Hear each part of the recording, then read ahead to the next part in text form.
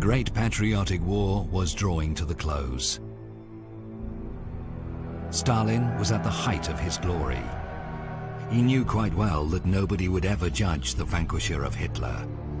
So, at the end of the war, he carried out some of his most horrible crimes.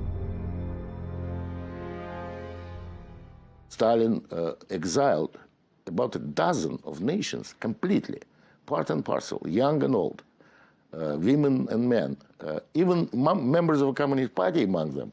They were all exiled to Central Asia, to Kazakhstan, Chechens, Ingush, Kalmyks, Karachayevs, Crimean Tatars, a dozen of nations completely wiped out. The Soviet deportations, although on a much bigger scale, were similar to deportations by the SS. The descriptions are just horrific. 60, 70 people in a closed cattle truck with no sanitary provisions, just a hole in the floor, packed so tightly that they had to stand up, they couldn't sit down. And when the train stopped, they would unload hundreds of corpses of people who died on the way. Un tā vilkām trīs, vēl divas krievietes ar ragutiem vilkām skatiem. Šausmīgs sniegs bija par upi vilkām. Bet tas tiešām, ka man dēliņu vilka, tad tos sargi bija noņemti. Tā jau viss, kas mira, bērns glabāja pie privātajiem. Tos neskaitīja, ka tie ir apcietinātie, tos pie privāti. Mums jau raka purvā. Un tad viens atkal bērnīši nomira. Tad es neatceros, cik vai bija pusgads vai gads bija.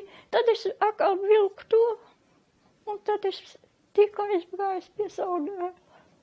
Un tā bija pēdīga reize. Vienreiz es apcinu.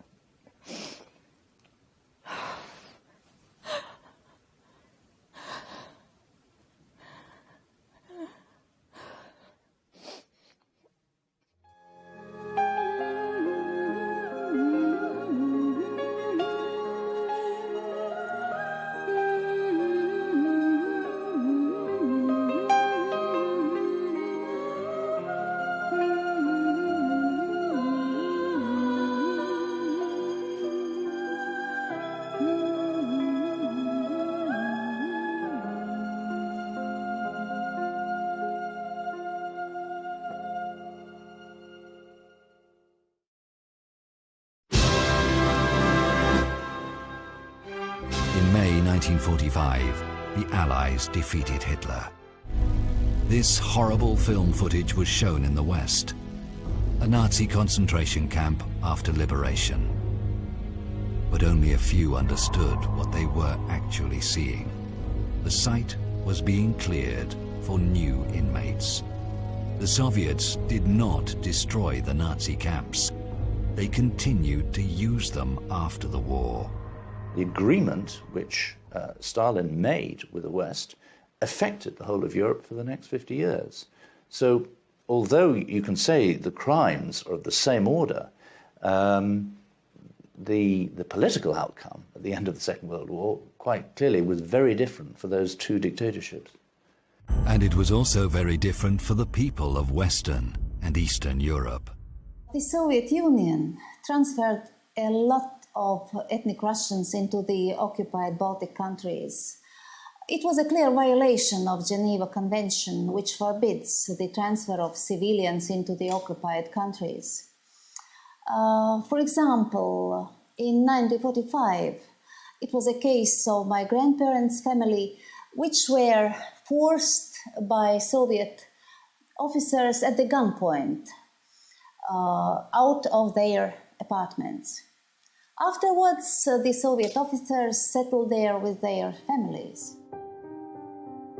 The Kremlin strategically orchestrated ethnic cleansing in the Baltics, so that the Russian settlers became a majority in all the largest Baltic cities.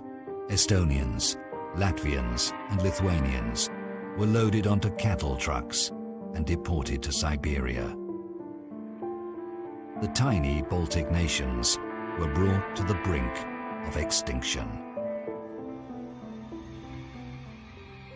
Deportations, executions, and torture became the post-war reality for millions of people. Concentration camps were scattered throughout both Europe and Siberia. In many of them, horrific medical experiments were performed on humans. In Butugichag camp in Magadan, the KGB used thousands of prisoners as guinea pigs, experimenting with the human brain. Many of these prisoners were still alive during the experiments.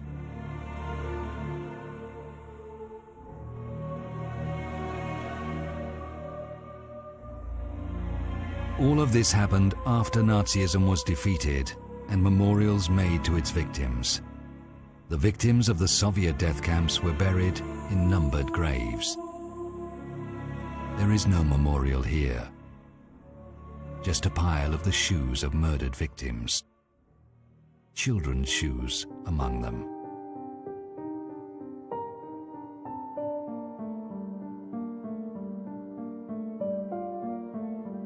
Feeling complete impunity, the post-war KGB terrorized the population, letting loose their most beastly instincts. Mēs izgājām ārā, un tur pie verandas bija liela asinspeļķe.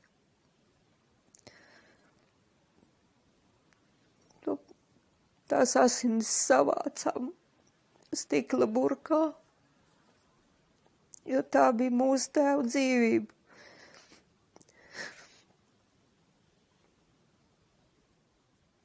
Man ir grūti stāstīt, man tā kā uzplēst ir jauna rēta un tāda, ka lasiņo.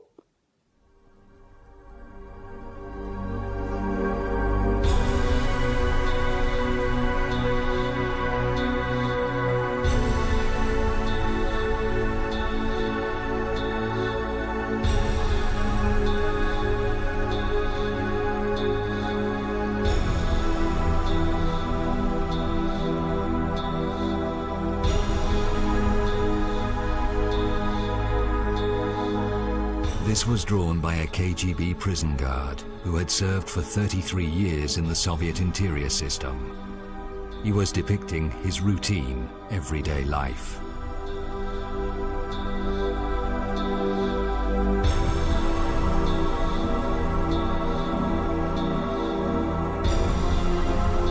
Who were these men? Who were doing these atrocities? Meet one of them. The notorious Yanis Dzintars.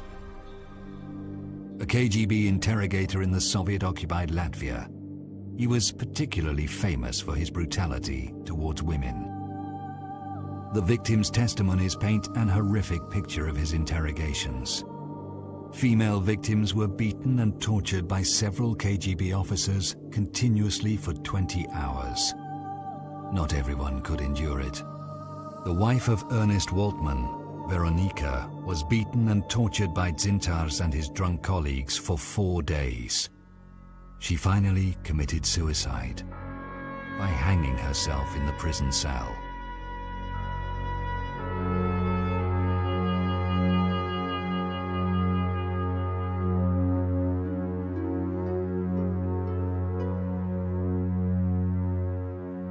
When the Soviet Union collapsed, Dzintars fled to Russia.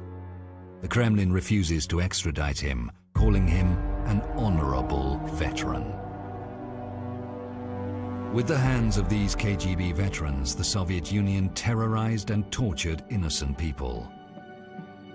They were the ones who guarded death camps, where millions were exterminated and thousands used in horrific medical experiments. Many of these death camp veterans are still alive. Unlike their SS colleagues, they are proud of what they did. They are proud of the Soviet Union, which let them do it.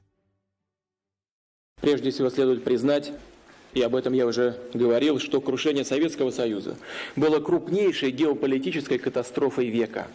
Крупнейшей геополитической катастрофой века.